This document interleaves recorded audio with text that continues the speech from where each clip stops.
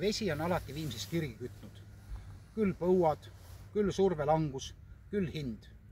Siin Viimsi veetöötlusjaama ees on just minu arvates paslik asjad lahti rääkida. Et kus me vett saame, kuidas me saame ja kuidas me edasi peame liikuma. Et Viimsis pumbatakse põhjavett. Põhjavesi on väga kvaliteetne, mõnus, teda on hea juua, temaga on hea pesta, kasta ja nii edasi. Aga kõige suurem viga on see, et teda on liiga vähe.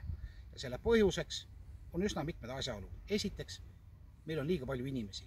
Teiseks, meil on liiga suur tarbimine, sest paljud inimesed ei pea lihtsalt suvel piiri ja kastavad ohjeldamatult oma krunte hoolimata meie ühisest ressursist.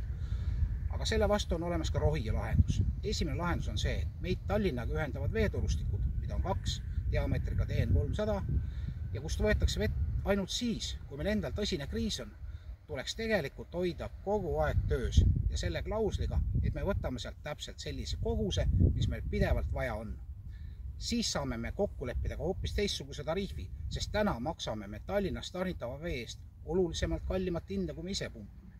Jah, ma saan aru, et Viimsi veel on vaja rahavoogu, aga sel juhul tulebki stabiilne rahavoog, millega saab arvestada, sest konkreetse lepingu ja sisseostetava koguse pealt me saame selle hinna palju paremaks.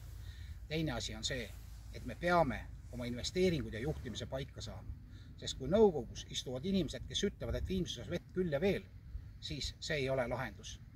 Ja ainult niimoodi, kui me vaatame üle enda investeeringud, juhtimised ja selle, kust raha tuleb, ainult sel moel me saame enda hinna stabiilseks ja me tagame kvaliteedi, järjepidevuse ja hea toimimise ja Viimsi rahvas on selle ära teeninud.